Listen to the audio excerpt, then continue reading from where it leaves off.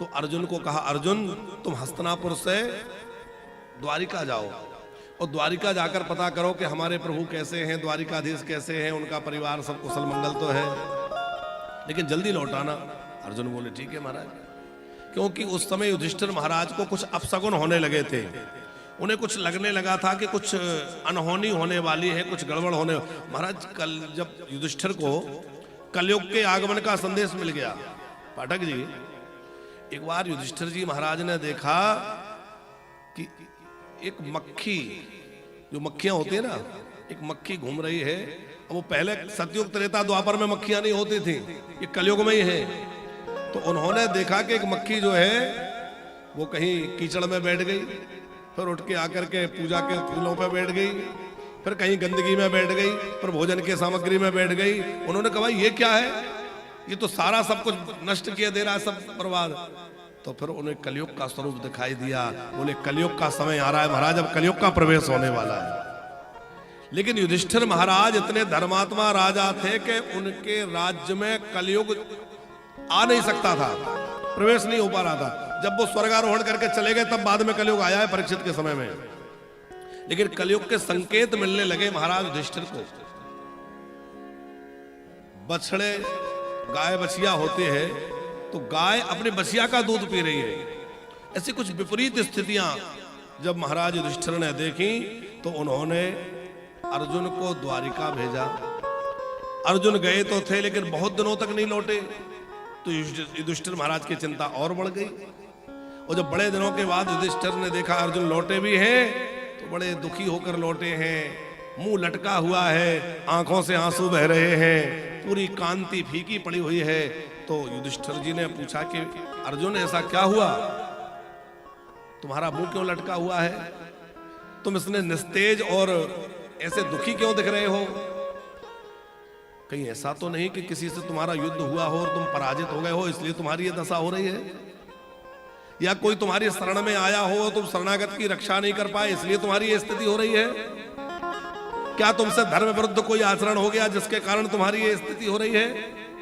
क्या कोई दान लेने आया और तुमको उसको दान नहीं दे पाए इसलिए तुम्हारा तेज नष्ट हो गया? क्या तुमने कभी संत ब्राह्मण अभ्यागत का सत्कार ना करके उनका अपमान कर दिया जिसके कारण तुम्हारा ये हाल हो रहा है? बहुत सारे कारण गिनाए युधिष्ठिर ने, क्या बात है जो तुम्हारी ये स्थिति हो रही है? कहीं ऐसा तो नहीं कि तुमने अगमन कर लिया हो? कहीं ऐसा तो नहीं कि तुमने जो है किसी को देने का वचन दे करके और कुछ ना दे पाया हो? किसी को वचन दे दिया कि मैं दूंगा और ना दिया जाए तो इसका भी बड़ा भारी अपराध लगता है। युधिष्ठिर महाराज बोले अर्जुन कहीं ऐसा तो नहीं कि तुमने छोटे बच्चों को और बुजुर्गों को छोड़ करके भोजन कर लिया हो? हमारे धर्मशास्त्रों में यह भी लिखा है कि घर के स्वामी को कब भोजन करना चाहिए, गृह स्वामी को तब भोजन करना चाहिए जब घर के छोटे बच्चे भोजन कर लें, घर के बुजुर्ग भोजन कर लें, घर के नौकर चाकर भोजन कर लें, तब घर के स्वामी को भोजन करना चाहिए। आजकल उल्टा होता है, सबसे पहले स्वामी कहते हमें ही ले आओ। जिस घर में बूढ़े लोग तो भूखे बैठे हैं और बच्चे भोजन कर ले, तो जैसे ही जो बूढ़े भूखे बैठे और घर का मालिक, घर का जो गृह स्वामी है वो भोजन कर ले तो उसका पूरा धर्म नष्ट हो जाएगा। घर के बड़ों को भूखा छोड़ के भोजन नहीं करना चाहिए, छोटे छोटे बच्चों को छोड़कर भोजन नहीं करना चाहिए। तो ये सारी बातें युधिष्ठिर महाराज ने अर्जुन से कही। अर्जुन बोला बड़े भैया ऐसा कुछ भी नहीं हुआ, फिर तुम्हारी ये हालत कैसे हो गई? अर्जुन बोले कि ये हालत मेरी हुई है भगवान कृष्ण के वियोग के कारण। हमारे जो सुहृद बनकर आए थे, जो परम ब्रह्म थे श्री कृष्ण, जिन्होंने पग पग पर हमारी रक्षा करी, वह श्री कृष्ण बस धरा को छोड़कर अपने स्वधाम चले गए हैं और उनके वियोग से मेरी ये दशा हो रही है। मैं उन प्रभु कृष्ण के वियोग को सहन नहीं कर पा रहा हूं। पास में कुंती जी खड़ी थी, उन्होंने पूछा क्या हुआ? अर्जुन क्या कह रहे हो, क्या हुआ? अर्जुन ने कहा मां, जिन श्री कृष्ण के कारण हम महाभारत का युद्ध जीते, जिन श्री कृष्ण ने हमें लाक्षागृह से बचाया, इतने इतने कष्टों से बचाया, द्रौपदी के चीर की रक्षा करी, लज्जा की बचाई, वही श्री कृष्ण हमको छोड़कर स्वधाम चले गए हैं। कुंती ने जब ये सुना तो कुंती की आंखों से अश्रु झरझर झरझर बहने लगे। कुंती भाव विह्वल हो गई, रोमांचित हो रही है। कृष्ण कृष्ण कृष्ण कह रही है और कृष्ण कृष्ण पुकारते पुकारते कुंती धड़ाम से गिरी, प्राण निकल करके भगवान के पास चले गए, शरीर पड़ा रह गया। तो भक्त ऐसे हुए जो वियोग सहन नहीं कर पाए। एक तो कुंती महारानी और महाराज श्री दशरथ जी, कुंती के प्राण चले गए। अब तो युधिष्ठिर भी बड़े दुखी हो गए। अर्जुन, अब इस राज सत्ता का हम क्या करेंगे? ये राजगद्दी, ये राज सत्ता हमें श्री कृष्ण के कारण मिली थी। जब वो ही नहीं रहे तो हम भी रह के क्या करेंगे? अब हम नहीं रहेंगे, चलो यहां से निकल चलते हैं। तो पांडवों ने परीक्षित का हाथ पकड़ा और कहा कि देखो, ये हस्तिनापुर की राजगद्दी अब तुम संभालना, हम इसकी जिम्मेवारी तुम्हें देकर जा रहे हैं। अब हम यहां नहीं रह सकेंगे क्योंकि कृष्ण का विरह हमसे सहन नहीं होगा। युधिष्ठिर के साथ में अर्जुन, भीमसेन, नकुल, सहदेव, द्रौपदी सब साथ हो लिए और स्वर्ग के लिए निकल पड़े। हिमालय पर पहुंच गए और हिमालय पर पहुंचने के बाद एक एक करके पांडवों का शरीर गलने लगा, बर्फ में गल गल करके शरीर गिरने लगा। नकुल, सहदेव, द्रौपदी, यहां तक के भीम और अर्जुन भी गल गए। सशरीर स्वर्ग वही जा सकता है जिसने अपने जीवन में एक भी शास्त्र विरुद्ध कार्य ना किया हो, जिसने अपने पूरे जीवन में एक काम भी शास्त्र के विपरीत ना किया हो, वही सशरीर स्वर्ग जा सकता है। तो धर्मात्मा युधिष्ठिर महाराज जो है वो शरीर के सहित स्वर्ग में चले गए। उनको भी एक बार नरक देखना पड़ा। क्यों? बोले उन्होंने झूठ तो कभी नहीं बोला, पर एक बार भगवान की प्रेरणा से इतना कहा था कि अश्वत्थामा हतः। यद्यपि बाद में उन्होंने सच्चाई कही, पर इतना जोर का शंख बजा था कि वो सुनाई नहीं दिया। वो कथा आप सबने सुन रखी है। तो पांडवों का तो स्वर्गारोहण हो गया और राजगद्दी संभाली गई किसके द्वारा? महाराज परीक्षित के द्वारा। परीक्षित जी का विवाह उत्तर की पुत्री इरावती से हुआ। फिर इन्होंने दिग्विजय करी और सारी पृथ्वी को अपने अधीन कर लिया और बड़े धर्म पूर्वक शासन महाराज परीक्षित ने किया। बड़े बेटे का नाम है जन्मेजय। 4 पुत्र हैं परीक्षित जी महाराज के। एक बार दिग्विजय पर ही निकले हुए थे कि एक जगह देखा कि एक काला सा व्यक्ति जो हाथ में तलवार लिए हुए है, दंड लिए हुए है, राजाओं जैसा भेष है और गाय को पीट रहा है। एक बैल को पीट रहा है जिस बैल के 3 पैर तो टूटे हुए हैं, बड़े लड़खड़ा के बड़ी मुश्किल से एक पैर से चल रहा है। अब बैल तो 4 पैर से चलता है और 3 टूट जाएंगे तो कैसे चलेगा? तो बड़ी कठिनाई से लड़खड़ाते हुए वह बैल चल रहा है और वह काला काला पुरुष जो व्यक्ति है वो उस एक पैर को भी तोड़ देना चाहता है, उस बैल को पीट रहा है। तो धर्मात्मा परीक्षित के राज्य में कोई गाय को बैल को पीटे, ये उनसे सहन होगा?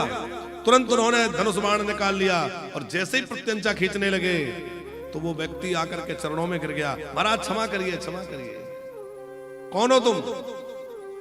और मेरे राज्य में घुस करके तुमने ये गाय पर प्रहार करने का सामर्थ्य कैसे किया, साहस कैसे किया? वो बोला महाराज मेरा परिचय ये है कि मैं हूं कलयुग और अब मेरा समय आ रहा है इसलिए मैं आ गया, पर आप मुझे मारिए मत, मुझे छोड़ दीजिए। बोले तुमसे तो बाद में बात करेंगे, रुको, पहले ये बताओ ये गाय के रूप में ये कौन है, ये बैल के रूप में कौन है? तो बैल के रूप में जो है वो कौन है? अच्छा, कितने लोगों को पता है वो बैल कौन है? सबको पता है? वो बैल है धर्म देवता और वो गाय है पृथ्वी देवी। धर्म और धरती की रक्षा करना राजा का कर्तव्य है। तो पृथ्वी देवी गाय के रूप में है और उसको वह कलयुग पीड़ा दे रहा है। धर्म से पूछा कि महाराज आपके ये 3 पैर किसने तोड़ दिए, आपकी ये दशा किसने करी? तो धर्म देवता ने परीक्षित को उत्तर दिया कि मैं नहीं जानता कि मेरे दुख का कारण कौन है, क्योंकि जो मुझे मार रहा है वो किसी की पूजा भी करता है। अब किसको कहा जाए कि दुख का कारण कौन है? दुख के 3 कारण कहे गए हैं, एक काल, एक कर्म, एक स्वभाव। काल माने समय। कभी कभी हमारा समय खराब होता है जिसके कारण जीवन में दुख आते हैं। कभी कभी हमारे कोई कर्म ऐसे होते हैं जिनके कारण जीवन में दुख आता है, और कभी कभी हमारा स्वभाव ऐसा होता है, उस स्वभाव के कारण हम परेशान रहते हैं। तो दुख के कितने कारण हैं? 3, काल, कर्म और स्वभाव। धर्म को महाराज परीक्षित ने कहा, मैं जान गया आप साक्षात धर्म देवता हैं, मैं आपकी रक्षा करूंगा, मैं पृथ्वी की रक्षा करूंगा, आप निश्चिंत हो जाइए। और जैसे ही कलयुग को मारने फिर से उद्धृत हुए, कलयुग ने कहा नहीं महाराज देखो मुझे मारिए मत। कस्तुम शरणे लोके बलाध्यंस बलान्वली नरदेवोऽसि भेषेन नटवत् कर्मणा त्वजा। तुम ये नटों की तरह भेष बना करके, छद्म भेष बना के राजा की तरह घूम रहे हो, कौन हो? महाराज मैं कलयुग हूं। देखो महाराज मेरा समय आ गया। जैसे दिन के बाद रात्रि, रात्रि के बाद दिन आता है, गर्मी के बाद वर्षा, वर्षा के बाद ठंडी, ये ऋतुआं चलती हैं, उसी प्रकार सत्युग के बाद त्रेता, त्रेता के बाद द्वापर, द्वापर के बाद कलयुग आता है। तो महाराज मेरा समय आ गया, आप मुझे आने दीजिए। महाराज परीक्षित बोले सुनो, मैं तुम्हें मारूंगा तो नहीं क्योंकि तुम मेरे शरण में आ गए हो, पर तुम ये बताओ कि तुम्हारे अंदर अच्छाइयां कितनी हैं और बुराइयां कितनी हैं? कलयुग बोला सरकार बुराई की तो पूछिए मत, क्योंकि बुराइयां तो हजारों लाखों हैं। अच्छाई का पूछा है तो मेरे अंदर एक अच्छाई है। क्या अच्छाई है बताओ? बोले मेरे अंदर अच्छाई ये है कि जो फल अन्य युगों में तपस्या से, योग से, ध्यान से, समाधि से नहीं मिलता, वो कलयुग में केवल नाम जप करने से मिल जाता है। ये मेरी सबसे बड़ी अच्छाई है। ये कलयुग की अच्छाई देख करके राजा परीक्षित रीझ गए। बोले चलो ठीक है, अब तुम शरण में आ गए हो, मारेंगे नहीं, पर सुनो मेरे राज्य की सीमा से बाहर निकल जाओ। कलयुग ने कहा महाराज सारी पृथ्वी पे तो आपका ही राज्य है, जहां भी जाऊंगा वहां आप ही का राज्य मिलेगा। आप तो ऐसा करिए मुझे रहने के लिए कुछ स्थान दे दीजिए, मैं उन स्थानों को छोड़ के बाहर नहीं जाऊंगा, वही रहूंगा। हाँ बोले ये ठीक है। कौन कौन से स्थान दिए? अभ्यर्थस्तथा तस्मै स्थानानि कलये ददौ द्यूतं पानमस्त्यः सोना यत्राधरमश्चतुर्विध। 4 स्थान दिए। पहला स्थान दिया जुआ, जहां जुआ खेला जाए वहां तुम रहना। दूसरा स्थान दिया शराब, जहां शराब पी जाए वहां रहना। तीसरा स्थान दिया है व्यभिचार, पर पुरुष अथवा पर स्त्री का जहां सेवन हो वहां तुम रहना। और चौथा स्थान दिया हिंसा, जहां जीवों को मारा जाए, हिंसा करी जाए वहां रहना। अच्छा 4 देने से 4 अपने आप और मिल गए। क्या? बोले एक असत्य, एक मद, एक काम और एक बैर। जहां जुआ होगा वहां झूठ जरूर होगी, होगी कि नहीं? जहां जुआ खेला जाता है वहां झूठ जरूर बोली जाती है। जहां शराब पी जाएगी वहां मद आएगा। जहां व्यभिचार है वहां काम है, और जहां हिंसा है वहां बैर उत्पन्न होगा। तो ये स्थान कलयुग को अपने आप प्राप्त हो गए। पर कलयुग ने कहा महाराज जैसी सकल सूरत देखी वैसे स्थान दे दिए, एक आध बढ़िया स्थान मिल जाता। घर चाहे जैसा हो पर एक कमरा तो ऐसा हो जो मेहमानों के लिए सजा के रखा जाए। एक आध बढ़िया स्थान मिल जाइए, दे दीजिए। तो पुनश्च याचो मानायो जात रूप मदात प्रभो ततो नृतम मदम कामम रजो वैरम च पंचमम। 5वां स्थान कौन सा दिया? कौन कौन जानते हैं? सबको पता है। 5वां स्थान दिया है स्वर्ण में वास। अब आप तो सोना पहने हैं, सब थोड़ा थोड़ा तो पहने ही होंगे। थोड़ा सा एक भगत ने हमें भी दे दिया, हम भी पहने। तो यदि सोने में कलयुग का वास है तो फिर भगवान के मुकुट, भगवान के आभूषण सोने के बनते हैं। तो क्या कलयुग के निवास है वहां? नहीं।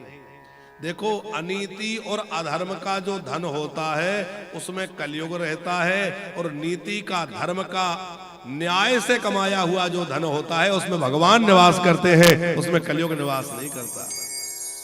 इसलिए जीवन में धन कमाने की मनाही नहीं है, लेकिन अन्याय पूर्वक, अधर्म पूर्वक धन कमाने की मनाही है, क्योंकि अन्याय और अधर्म से जो धन आएगा उसमें कलयुग रहेगा, और नीति से, धर्म पूर्वक, न्याय पूर्वक जो धन कमाओगे उसमें तो भगवान बसेंगे भैया, उससे तो खूब सेवा करो। अब आजकल तो लोग कमाई जो है टेबल के ऊपर की अलग है और टेबल के नीचे की हमने सुना है अलग है? पाठक जी, होता है ना ऐसा भी कुछ? तो सरकारी दफ्तर में कोई आवेदन लेकर गया, टेबल पे रख दिया, और सामने जो बाबू बैठे थे उन्होंने कहा, क्यों देखते नहीं हो, ऊपर पंखा चल रहा है, नीचे डस्टबिन रखा है, तुमने अपने एप्लीकेशन रख दी, उड़ जाएगी, डस्टबिन में चली जाएगी। तो उसने पेपर वेट उठाया और वो उस पर रखने लगा। बाबू ने कहा, इतना भी नहीं जानते कि इससे नहीं बचेगा ये? अरे उड़ने से बचाना है, डस्टबिन में गिरने से बचाना है तो कोई और वजन रखो। कौन सा वजन? समझ गए ना सब लोग? तो ऐसे कमाई होगी तो विचार करो कि फिर क्या उसकी हालत होगी। कई बार बच्चे जो है गूंगे बहरे पैदा हो जाते हैं, अपंग, मानसिक विकलांग, मानसिक रूप से विक्षिप्त, पागल, बावरे, या फिर शराबी, कबाबी, व्यसनी, लड़ाकू, झगड़ालू, ऐसे बच्चे पैदा हो जाएंगे तो वो धन क्या काम आएगा? इसलिए न्याय पूर्वक, धर्म पूर्वक धन कमाया जाए, उससे आपकी संतान अच्छी होगी और आने वाले संतान का भविष्य अच्छा होगा, आपका भी लोक बनेगा और परलोक भी बनेगा। इसलिए न्याय पूर्वक, धर्म पूर्वक धन का अर्जन हो। अनीति से धन होते हैं बरस 5 और 7, और तुलसी 12 वर्ष में झड़ा मूल से जात। भैया पहले तो हम भले ही चाहे जितना अनीति करके धन कमा लें, अधर्म पूर्वक कमा लें, पर बाद में वो सब नष्ट हो जाता है। इसलिए न्याय पूर्वक, धर्म पूर्वक धन कमाया जाए। अब महाराज परीक्षित ने 5 स्थान उसको दे दिए, कलयुग चला गया, परीक्षित जी महाराज भी अपने घर आ गए। कुछ दिनों के बाद एक घटना घटी कि महाराज परीक्षित शिकार करने गए, और शिकार करने गए तो किसी जंगली जानवर के पीछे भागते भागते बहुत दूर गहन जंगल में चले गए, रास्ता भटक गए, साथियों से अलग हो गए, सैनिक सब दूर छूट गए। भूख लगी थी, प्यास लगी थी, देखा एक आश्रम है, तो कुटिया देखकर, आश्रम देखकर के सोचा कि कोई साधु संत महात्मा रहते होंगे, जलपान कुछ ना कुछ तो मिलेगा, ऐसा सोच के चले गए। वहां समीक नाम के महात्मा ध्यान लगा के बैठे थे, उनका मन अंतर्मुखी हो चुका था, समाधिस्थ थे। उन्हें देखकर आवाज लगाई, महाराज महात्मन, मैं आपके आश्रम में आया हूं, मुझे जल पीने की इच्छा है। पर समीक मुनि ने कोई उत्तर नहीं दिया। क्यों नहीं दिया? क्योंकि उन्होंने सुना ही नहीं, वो तो ध्यान मग्न थे। राजा को क्रोध आ गया, थोड़ा ऐसा लगा कि अरे ये झूठ मूठ का नाटक कर रहे हैं समाधि लगाने का, या सच्ची समाधि है कैसे पता चले? तो एक मरा हुआ सर्प कहीं पड़ा हुआ दिख गया, उसी को उठा के उनके गले में डाल दिया। यदि सच्ची समाधि होगी तो पता नहीं चलेगा, झूठी होगी तो घबरा के उठेंगे। अब महात्मा सच्चे थे, समाधि भी सच्ची थी, उनको तो कुछ पता ही नहीं चला। अब यहां विचार करने की एक बात है पाठक जी, कि राजा परीक्षित को बड़ी जोर से प्यास लगी थी, और आश्रम के पास में कौशिकी नाम की नदी थी, तो वहां जाके पानी क्यों नहीं पी लिया? फिर उन समीक मुनि के पुत्र भी हैं, इसका मतलब उनके पत्नी भी होंगी, गृहस्थ है, और गृहस्थ है तो मरा हुआ सर्प कहां से आ गया? सफाई नहीं हुई क्या ऋषि पत्नी? पर ये सब संयोग भगवान ने लीला करके बनाया। क्यों बनाया? बोले राजा परीक्षित जो है उनके द्वारा भागवत प्रकट करवाना है, और सुखदेव जी किसी प्रकार भागवत गाएं, इसलिए सब लीला होना था। परीक्षित तो परम भागवत है, वो तो संतों की सेवा करने वाले हैं, पर उनके द्वारा ये एक संत का अपराध हो गया। उन संत समीक मुनि के पुत्र श्रृंगी ने देखा कि मेरे पिता के गले में कोई मरा हुआ सर्प डाल गया। किसने डाला? उनको बहुत रोष आ गया, क्रोध आ गया। पता चला ये काम राजा परीक्षित का है, श्राप दे दिया। राजा का काम तो ऋषि मुनियों की सेवा करना है, उनकी रक्षा करना है, और वो हमारे साथ ऐसा व्यवहार करते हैं। इति लंघित मर्यादम तक्षकाः सप्तमे हनि, जिसने मेरे पिता के गले में मरा हुआ सर्प डाला है उसको 7 दिन बाद तक्षक नाग डस लेगा, उसकी मृत्यु हो जाएगी। श्राप दे दिया। राजा परीक्षित को भी पता लग गया मुझे श्राप लग गया है, तो राजा परीक्षित ने अपना राज्यपाट छोड़ दिया, अपने पुत्र जन्मेजय को राजगद्दी दे दी। जबकि जन्मेजय उस समय बहुत छोटे थे। कहा कि अब तुम संभालो। गुरुजनों से कहा आप सब देखिए मैं चला। कहा? बोले मैं गंगा जी के घाट पे बैठ के 7 दिन ही तो बचे, भगवान का भजन करूंगा। ऐसा सोच करके राजा परीक्षित गंगा जी के तट पर आकर बैठ गए। गंगा जी को प्रणाम किया, आप तो सबके पाप धोने वाली हैं, मेरा भी पाप धो दीजिए। भगवान से प्रार्थना करने लगे तो बड़े बड़े ऋषि मुनि महात्माओं को पता चला राजा परीक्षित को श्राप लग गया। तो अत्रि वशिष्ठ चैवन श्रद्धान आदि बड़े बड़े महात्मा सब जो है उस गंगा जी के तट पर आने लगे। अत्र वशिष्ठ चैवन श्रद्धान अरिष्टने मेरे भृगुरंगिराश्च परासरोगादिषु तत्थ राम उतत्य इंद्र प्रमदेद्वबाहु। बड़े बड़े ऋषि मुनि तमाम आ गए, सबको दंडवत प्रणाम राजा परीक्षित ने किया है। अहो भाग्य जो आप जैसे महात्मा मेरे यहाँ पधारे। अहो वयम धन्य तमाम नृपाणाम महात्मानुग्रहणी शीला राज्यम कुलम ब्राह्मण पाद शौचाद दूराद विशिष्टम पद करम। देखो आप सबने बड़ी कृपा करी। परीक्षित क्या कह रहे? मैं तो अपराधी हूं, फिर भी आप सब महात्माओं ने बड़ी कृपा करी और मैं राजकाज में लग करके आप संतों के चरणों से दूर था, पर आज भगवान ने ऐसा संयोग बना दिया कि मेरा राजपाट तो सब छूट गया और आप संतों के शरण मिल गए। जीवन में संतों का आश्रय मिल जाए ये बहुत ऊंची बात है भैया, क्योंकि सच्ची संपत्ति क्या है? बोले सत्संग, राम नाम, भगवान का भजन। जीवन में सब कुछ मिलना सरल है, पर जीवन में संत मिलन कठिन है। सुत दारा अरु लक्ष्मी पापी के भी होए, लेकिन संत समागम हरि कथा जग में दुर्लभ। बच्चे, परिवार, धन, वैभव ये तो पापी लोगों के घर भी देखने को मिलता है। भगवत विमुख पापी लोगों के यहां भी तो धन संपत्ति होती है, लेकिन धन्य है वो लोग जिनके यहां साधु संत पधारते हैं और संतों की कृपा जिन्हें मिलती है। भक्तमाल में एक चरित्र है पाठक जी। एक राजा थे, वो खूब संत सेवा करते थे। कोई भी साधु संत आ जाए उसके चरण धुलाएं, उसको आरती करें, उसका सम्मान करें, भोजन जमाएं, खूब सेवा सत्कार करें। खूब संत आते थे, खूब सेवा होती थी, और वो संत भेष में जो भी आ जाए उनको भगवान का रूप मान करके सेवा करते थे। एक बार कुछ चोरों ने सोचा कि ये राजा तो खूब साधु सेवा करता है और हम लोग साधु का ही भेष बना के चलें, तो साधु बनकर जाएंगे तो राजा सम्मान करेगा, आदर सत्कार करेगा, महल में रख लेगा, और महल में रखेगा तो हम समय पा करके माल लेकर के भाग जाएंगे।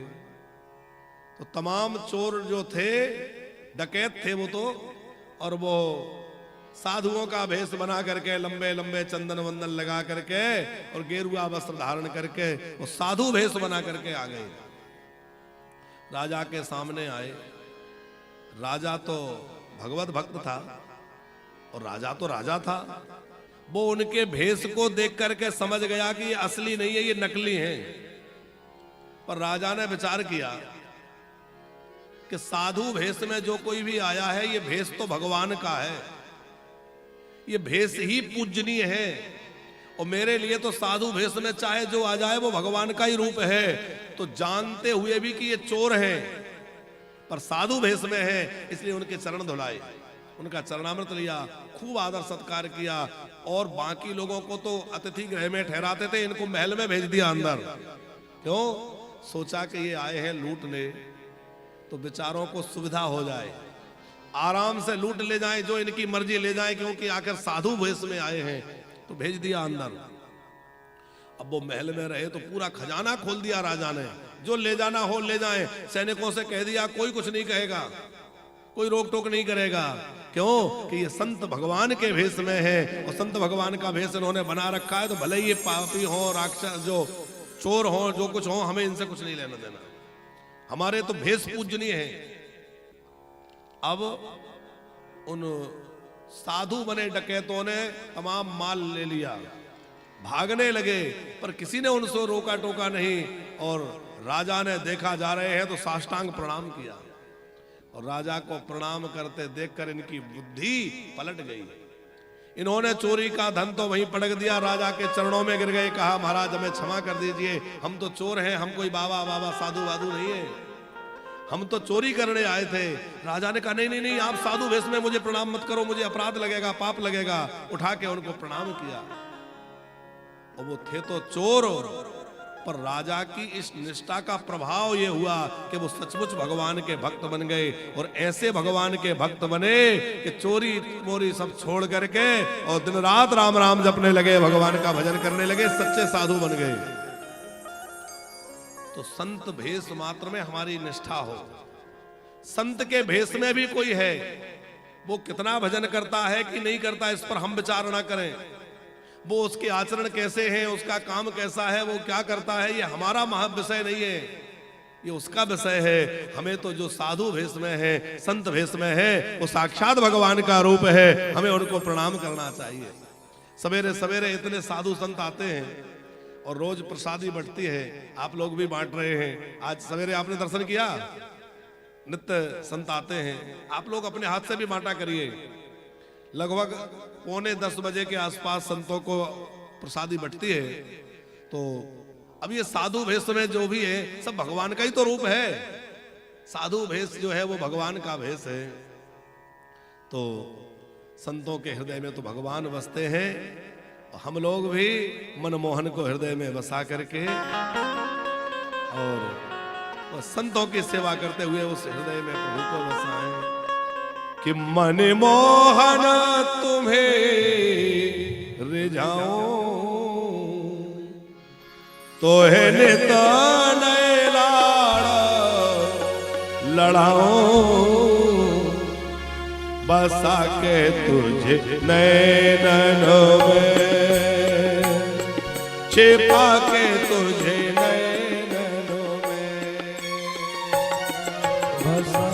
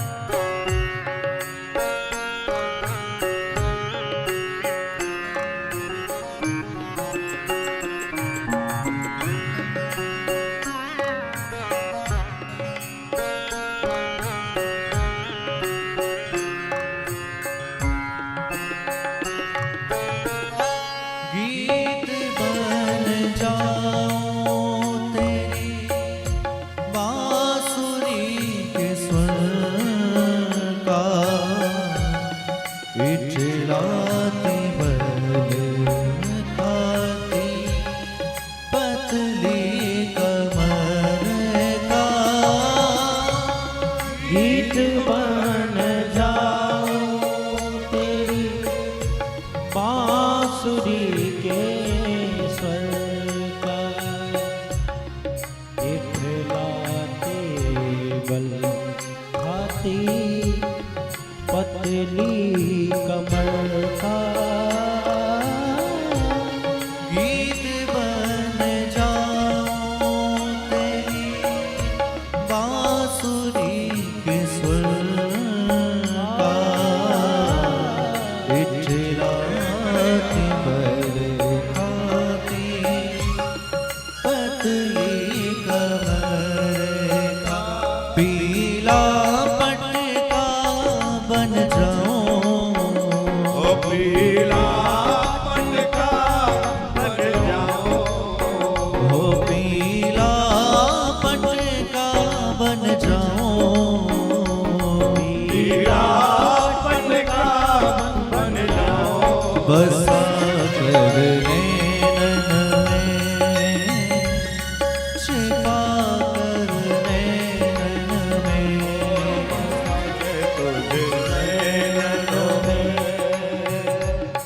छुपा करने हो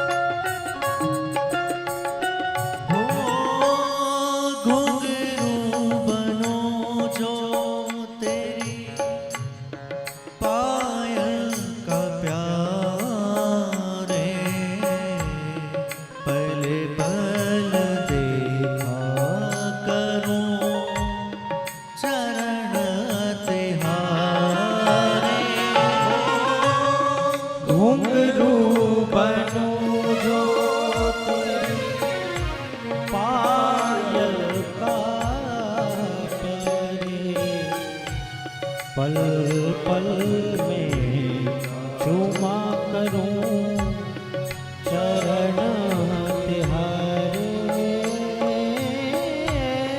घुंघरू बनूं जो तेरी पायल का प्यारे पल पल चूमा करूं चरण तिहारे तेरे संग संग नाचूं गाऊं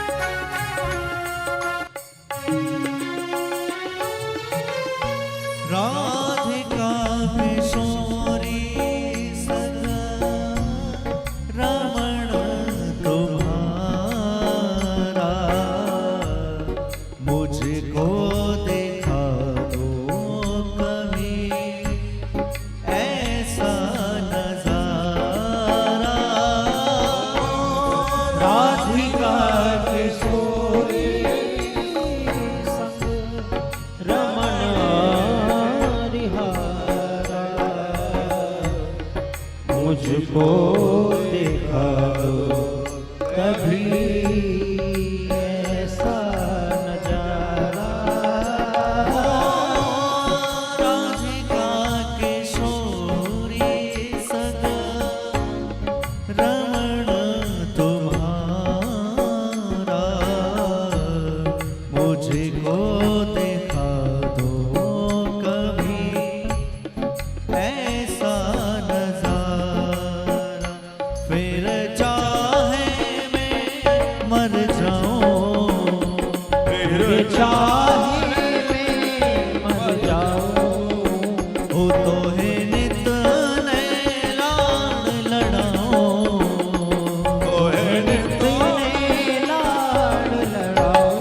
बसा कर नैनन में, छिपा कर नैनन में, बसा कर नैनन में, छिपा के तुझे नैनन में। हो जय जय राधा रमण, सभी गाइए। राधा रमण, जय जय राधा रमण, प्यारो राधा रमण। हो जय जय राधा रमण, प्यारो राधा रमण, जय जय राधा रमण, प्यारो राधा रमण। हो जय जय राधा रमण, प्यारो राधा रमण, हो जय जय राधा रमण, प्यारो राधा रमण। हो जय जय राधा रमण, प्यारो राधा रमण, जय जय राधा रमण, प्यारो राधा रमण।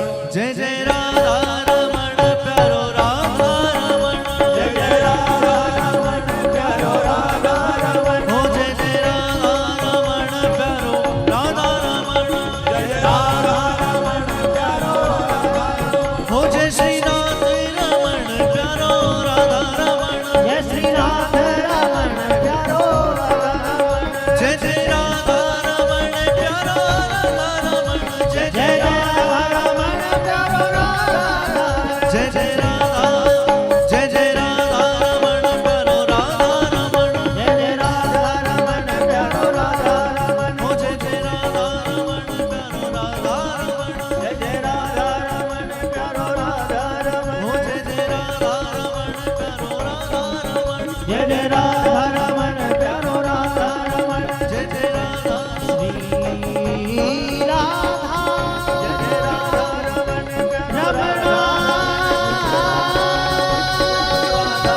रमण, रमण। जय जय राधा रमण, प्यारो राधा रमण, प्यारो राधा रमण, प्यारो राधा रमण, प्यारो राधा रमण, प्यारो राधा रमण, प्यारो राधा रमण,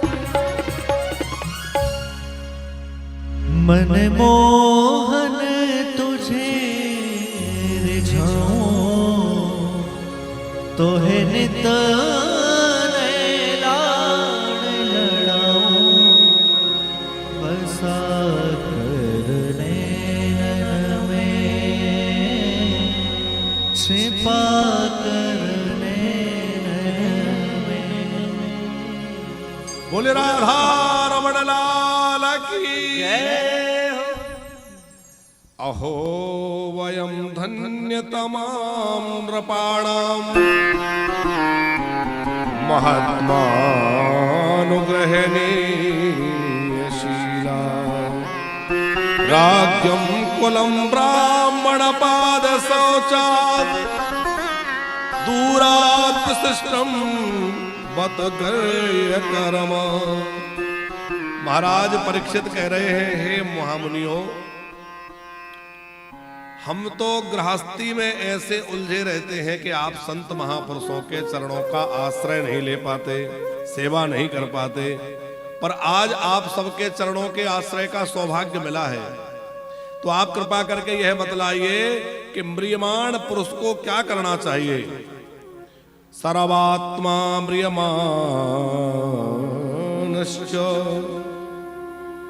सर्वात्मन माने हमेशा व्यक्ति को क्या करना चाहिए और मरने वाले को क्या करना चाहिए। दो प्रश्न है। मरणासन्न व्यक्ति का क्या कर्म है। सब लोग मौन थे, उसी समय उस सभा में परमहंस चक्र चूड़ामणि श्री सुखदेव जी महाराज पधारे। देखो ऐसा नहीं है कि ये लोग उत्तर नहीं दे सकते थे तो सब समर्थ। वशिष्ठ जी जैसे महापुरुष बैठे, पर इसलिए मौन थे कि हम सब भी आज श्रोता बन के सुनेंगे। फिर राजा परीक्षित ने मुक्ति नहीं मिले की बात पूछी कि मुक्ति कैसे मिलेगी, ये पूछा भगवान साक्षात कैसे मिल जाए, राधा रमण की सेवा कैसे मिल जाए।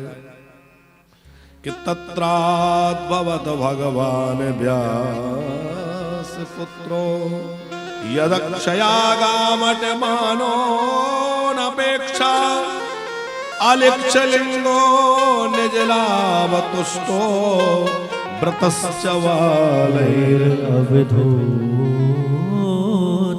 तम ज्येष्ठवरसं सुकुमार पाद करोरुवाहंस कपोलगात्रं चार्वायताचोन्नस तुल्यकर्ण सुप्रवाननं कंबुसुजातकंठम्। कैसे है सुखदेव जी? अलिक्षलिंगो माने कोई ऐसा चिन्ह नहीं है बाहर का जिससे ये समझ में आए कि ये कौन है क्या है। कैसे समझ में आता है? तिलक लगाते हैं हम लोग, ये तिलक जो है ये पहचान होती है। खड़ा तिलक है कि आड़ा तिलक है कि गोल तिलक है, ये पहचान होती है कि नहीं? इसलिए तिलक हमेशा अपने गुरु परंपरा का लगाना चाहिए, क्योंकि तिलक देख करके आपकी परंपरा का बोध हो जाएगा अपने आप, आपसे पूछना नहीं पड़ेगा। तो तिलक हमेशा अपने गुरु परंपरा का ही लगाना चाहिए। हमारे यहां वैष्णवों में 4 संप्रदाय हैं मुख्य रूप से। कौन कौन से हैं, कितने लोग जानते हैं? कौन कौन से हैं? एक है श्री रामानंदाचार्य भगवान का संप्रदाय, रामानंद संप्रदाय। दूसरा है रामानुज संप्रदाय। तीसरा है निम्बार्क संप्रदाय, भगवान निम्बार्काचार्य जी ने जिसको आरंभ किया। और चौथा श्री माधवाचार्य जी का गौड़ीय संप्रदाय।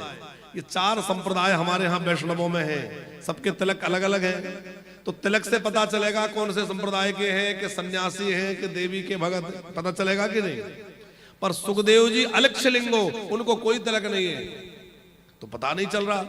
दूसरे कपड़ा से पता चलता है कि गेरुआ कपड़ा है कि सफेद कपड़ा है कि लाल कपड़ा है, उससे पता चल जाएगा सन्यासी है कि वैष्णव है कि भक्त है क्या है। पर कपड़ा भी नहीं है। ये तो दिगंबर माने शरीर पर कोई वस्त्र ही नहीं है। प्रसन्नचित होकर चले जा रहे हैं। निज लाभ तुष्टो, आनंद विभोर है सुखदेव जी। उन्हें किसी वस्तु की कोई ना कामना है ना कोई अपेक्षा है। निर्ग्रंथा, कोई ग्रंथि नहीं है। ग्रंथि क्या? एक तो हम लोगों के जैसे शिखा में ग्रंथि होती है, जनेऊ में ग्रंथि होती है, कोपीन में ग्रंथि होती है, धोती में ग्रंथि, तो ये ग्रंथियों से भी मुक्त है।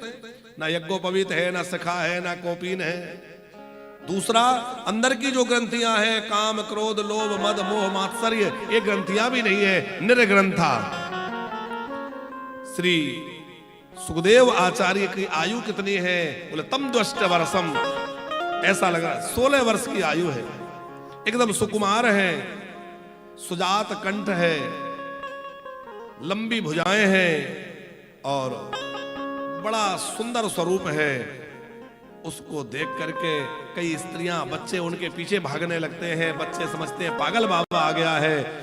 स्त्रियों को तो उनकी शोभा अपूर्व लग रही है, आकर्षित करने वाली है।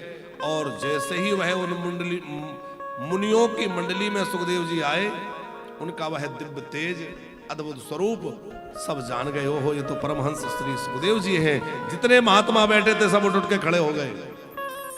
अब पाठक जी विचार करो, खड़े होने वालों में कौन कौन है? बोले सुखदेव जी के खास पिताजी व्यास जी भी हैं। व्यास जी के पिताजी पराशर ऋषि भी हैं। पराशर जी के पिताजी शक्ति तो वहां नहीं थे, पर उनके दादाजी वशिष्ठ जी भी वहां हैं।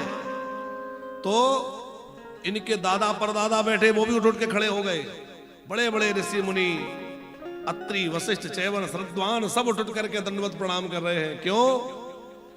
क्योंकि सुखदेव जी की आयु भले ही थोड़ी है, पर ज्ञान बहुत श्रेष्ठ है। और ये भगवत प्राप्त महापुरुष है जो भगवान के भजन में निरंतर डूबे रहते हैं।